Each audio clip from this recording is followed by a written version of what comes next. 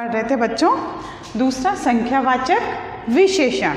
अब संख्यावाचक विशेषण नाम से ही हमें पता चल रहा है कि जिसमें संख्याएं होती है, जिसे हम गिन सकते हैं, काउंटेबल, कि जिन्हें हम गिन सकते हैं। तो यहाँ पर संख्यावाचक विशेषण की बात हो रही है।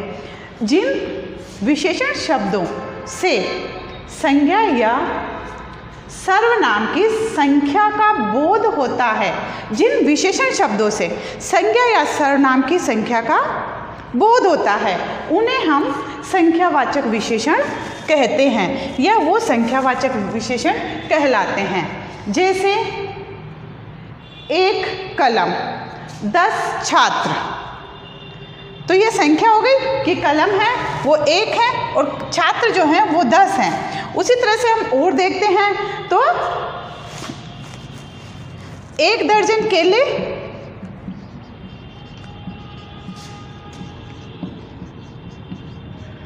5 लोग आदि। अब हमें पता है कि 1 दर्जन में कितना होता है? 12। 1 दर्जन में 12 होता है, तो 1 दर्जन केले तो 12 केले चाहिए। 5 लोग तो लोग हैं वो भी 5 हैं। तो ये सारी जो हैं ये संख्याएं हैं, 1, 10, 1, 5, 1 दर्जन, तो यहाँ 12 हो गई। तो जिन्हें हम गिन सकते हैं वो आते हैं संख्यावाचक विशेषण में। अब संख्यावाचक विशेषण के भी 2 भेद होते हैं। संख्यावाचक विशेषण के 2 भेद हैं। कौन कौन से? निश्चित संख्यावाचक विशेषण और अनिश्चित संख्यावाचक विशेषण। जैसा कि आपको नाम से ही पता चल रहा है, निश्चित संख्यावाचक विशेषण। निश्चित संख्यावाचक विशेषण में क्या है कि जिनकी संख्या निश्चित है कि 5, 10, 8, 12, तो उनकी निश्चित संख्या है, वो होंगे निश्चित संख्यावाचक विशेषण। दूसरा आता है अनिश्चित संख्यावाचक विशेषण, जिनकी संख्या निश्चित न हो, जिसमें कितने ही हो सकते हैं, बहुत सारे लोग, बहुत सारे फल, है ना। तो वहाँ पर हमारे पास संख्या निश्चित नहीं होती है, वो होता है अनिश्चित संख्यावाचक विशेषण। तो सबसे पहले देखते हैं हम निश्चित संख्यावाचक विशेषण, जिसमें निश्चितता का बोध होता है। जिसमें क्या होता है कि निश्चित होता है कि इसमें संख्या निश्चित है। ये विशेषण शब्द संज्ञा या सर्वनाम की निश्चित संख्या का बोध करवाते हैं। जैसे 1, 2, पौने 2, पौने 4, तो इस तरह से निश्चित संख्या बताते हैं। जिन विशेषण शब्दों से संज्ञा की निश्चित संख्या का बोध होता है, बच्चों आप यहाँ ध्यान दीजिए, जिन विशेषण शब्दों से संज्ञा की निश्चित संख्या का बोध होता है, जहाँ निश्चितता होती है, उन्हें निश्चित संख्यावाचक कहा जाता है। जैसे 5 बालक, 8 दिन, 5 हम गिन सकते हैं 5 बालक को, 8 दिन काउंटेबल हैं। 2 दर्जन केले, तो यहाँ पर 2 दर्जन में कितने हो गए? 24 केले, 24 हो गए। 1 दर्जन में 12, 2 दर्जन में 24 केले हैं। तो इस तरह से निश्चित संख्यावाचक में हम क्या क्या ले सकते हैं? गणना ले सकते हैं कि जिसे हम गिन सकें। दूसरा क्रम ले सकते हैं, क्रम में भी हम क्या रखते हैं?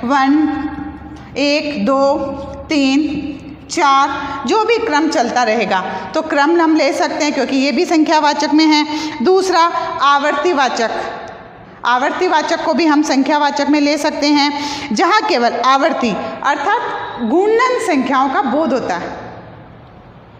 उसके बाद समुदाय, जहाँ एक जैसी अनेक वस्तुओं के समूह का बोध होता है, वहाँ समुदायवाचक विशेषण होता है। जैसे 7 देवियाँ, 5 किताबें, नवरात्रा, तो ये भी गिनने वाले हैं। तो यहाँ पर समुदायवाचक में भी समुदायवाचक भी संख्यावाचक विशेषण में ही आते हैं। प्रत्येकवाचक, जहाँ समूह की हर वस्तु का बोध होता है। हर, जैसे क्या? प्रत्येक छात्र मतलब हर एक छात्र, हर व्यक्ति, तो वहाँ पर एक को दिया जाएगा, इसलिए हम कहते हैं कि हर व्यक्ति को दिया गया। तो यहाँ पर निश्चित संख्या का बोध होता है। दूसरा हम पढ़ते हैं अनिश्चित संख्यावाचक विशेषण। हम बच्चों अनिश्चित संख्यावाचक विशेषण। जैसा कि हमें नाम से ही पता चल रहा है कि जिसमें निश्चित संख्या का बोध नहीं होता है। अनिश्चित संख्या होती है जैसे कम छात्र, है ना, कम लोग, थोड़े से लोग, थोड़े से फल। तो यहाँ पर निश्चित मात्रा का बोध नहीं होता है।